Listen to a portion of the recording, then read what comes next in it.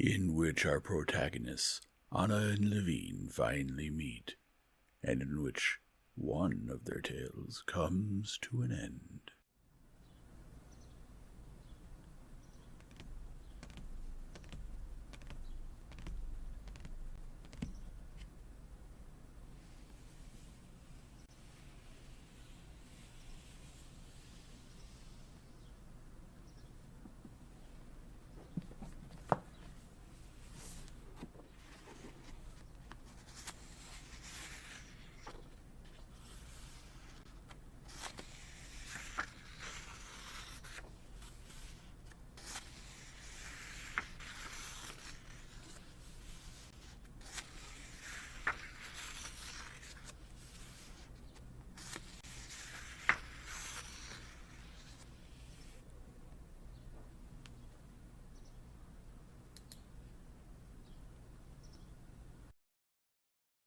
Chapter 15.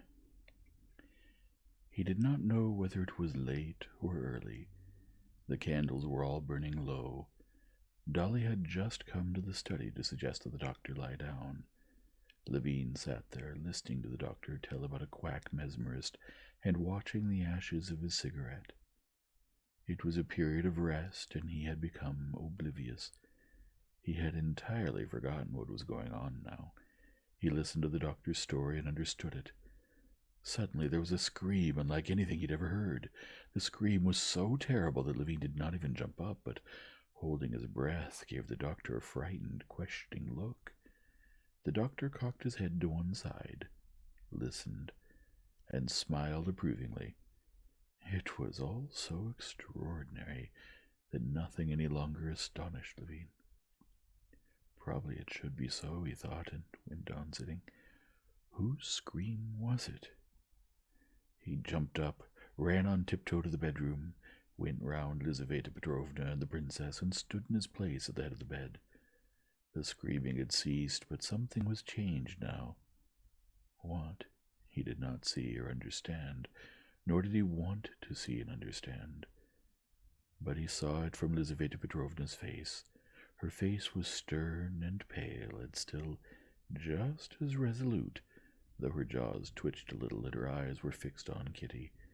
Kitty's burning, tormented face, with a strand of hair struck to her sweaty forehead, was turned to him and sought his eyes.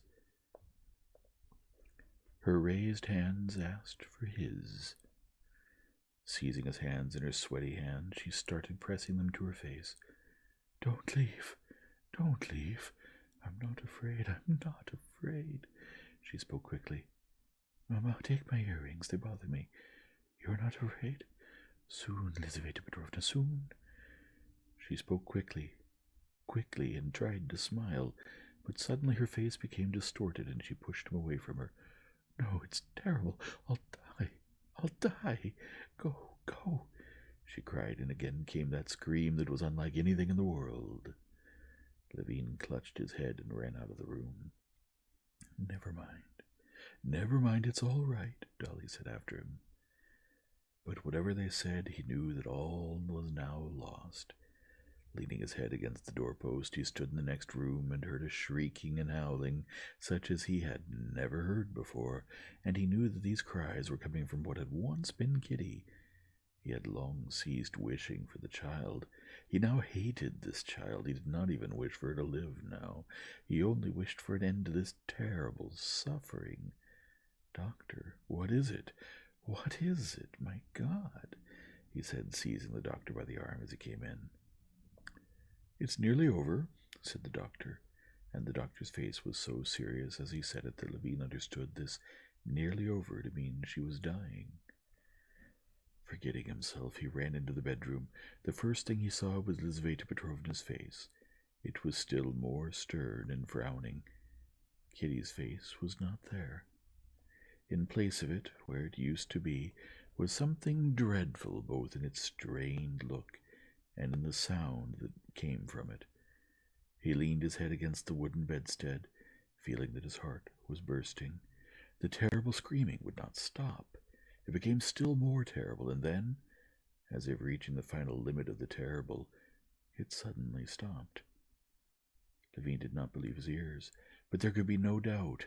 The screaming stopped, and there was a quiet stirring, a rustle and quick breathing, and her faltering, alive, gentle, and happy voice softly said, "It's over."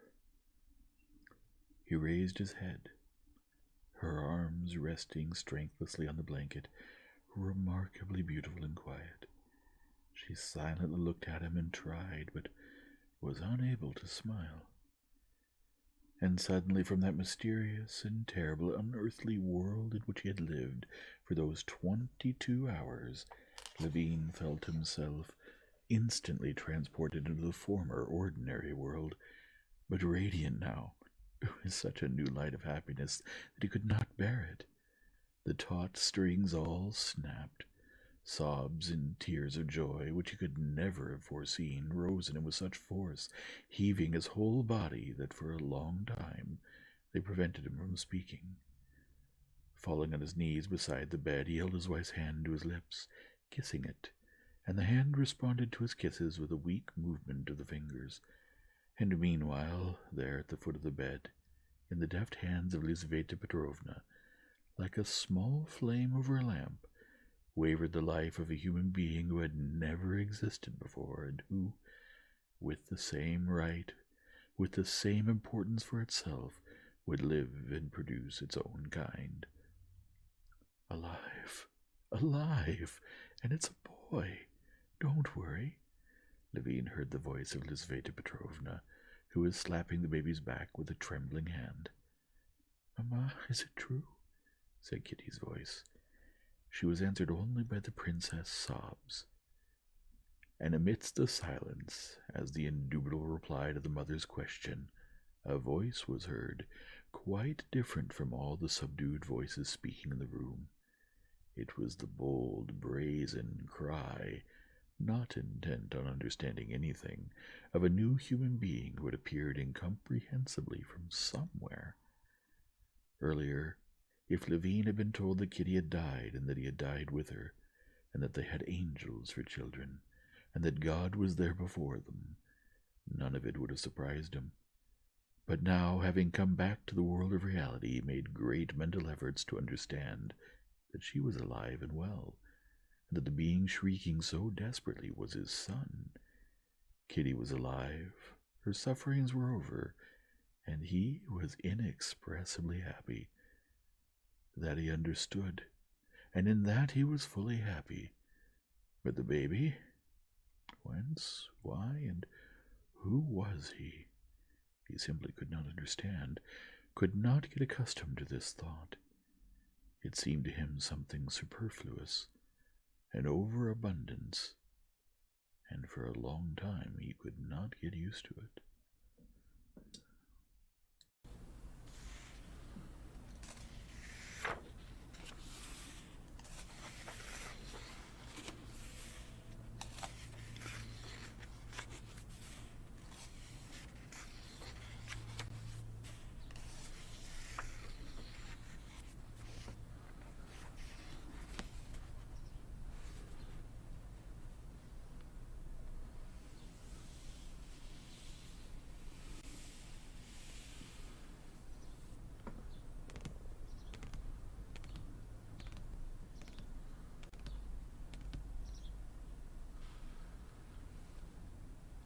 If you enjoy this format, please leave a like and subscribe, and return tomorrow for the next chapter.